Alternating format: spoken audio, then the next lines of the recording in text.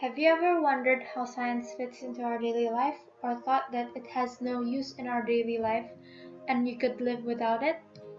My name is Sania and I'm going to show you how science fits into our daily life as I cook cireng nasi. If you don't know what cireng nasi is, cireng is a traditional food from West Java, Indonesia. It's the shorter version of aci goreng, which if you translate it into English, it means fried tapioca flour. And since I love fries, I'm just going to add it into the recipe, so I'm making cireng nasi. A bit of disclaimer before we go on ahead. I just want to say I'm not the best cook, and this isn't the original recipe since I'm just making it according to my taste and the only way I know how. First, we should prepare the ingredients. A bowl of rice, green onions, garlic, eggs, a cup of mineral water. When cooking, we must measure the ingredients, which makes this the first application of science in this video. So the water is about 100 millimeters. This of course ranges according to the portion of the dish. Next, we need pepper, salt, and a pack of MSG. Another science fact is if you see the weights of ingredients in the packaging like this, it says that this is about 10 grams. This is the mass, not the weight of the object. Weight is influenced by the force of gravity. It's measured in the unit of force.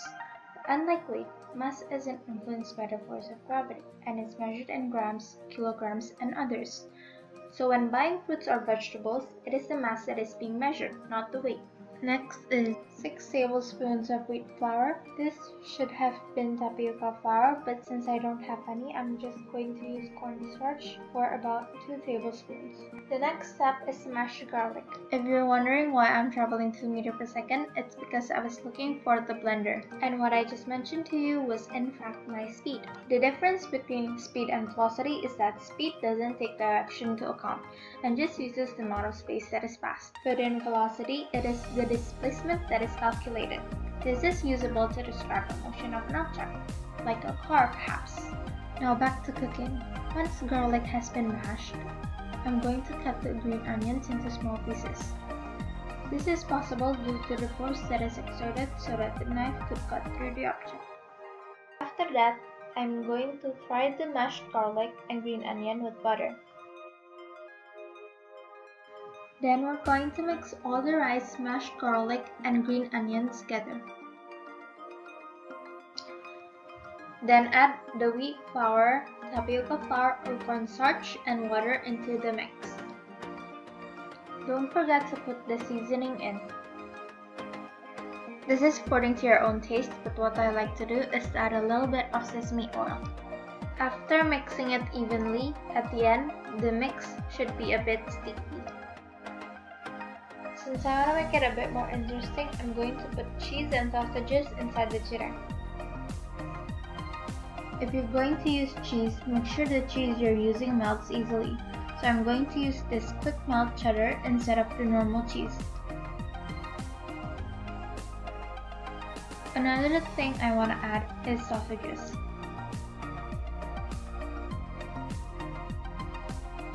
I'm going to take 2 sausages.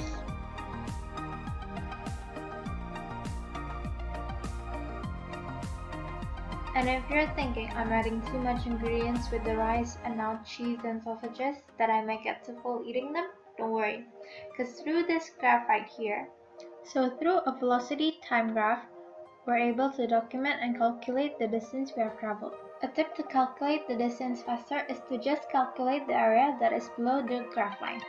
In this case, I've traveled 24 meters these past seconds, and that's almost a quarter of the distance of a 100-meter race. I don't know about you, but after that exercise, I'm going to need a lot of snacks. So what we're going to do with the cheese is to cut them up into small cubes. Then I'm going to fry the sausages. Once they're fried, I'm going to cut them up into small pieces as well. This part might get messy since I'm going to use my hands, so we're going to take a chunk of the rice and ball them up. but since I want to put stuffing in them, I'm going to flatten them out first, and then I'm going to put my stuffing in the middle. Then I'm going to pull them out. Make sure the stuffing is fully covered. Repeat this step over and over again. Once there's no more rice left and I've washed my hands, I'm going to crack the 2 eggs into a bowl. Make sure you don't crack the egg too high up so it won't splash. Have you wondered the science behind it? Well, I'm gonna tell you anyways. It's called the acceleration of free fall. So basically what it means is that an object that is free falling will experience acceleration due to the force of gravity. So if you crack the egg from a higher level, then it would ultimately have a faster speed. Then we're going to coat the cireng with the egg, but don't forget to put the salt. Once all the cireng is coated, the last thing that's left to do is to fry the cireng. So prepare a deep frying pan and fill it with oil. Make sure the oil is enough to cover the cireng. Turn on the stove, wait for a while till it's heat up a bit. Then we're going to take the cireng and let it sink into the oil. And if you're this far into the video and you're thinking that I'm going to explain why they're able to sink, then you're absolutely right. They're able to sink because of their density. You see, an object with a higher density will sink, while an object with a lower density will float.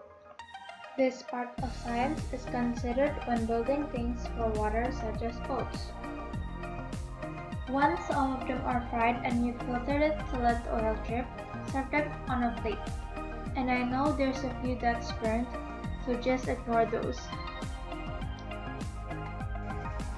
This is the end of the video. I don't know how long this video is gonna be, but if you stayed till the end, I hope you try making this recipe at home, and thanks for watching.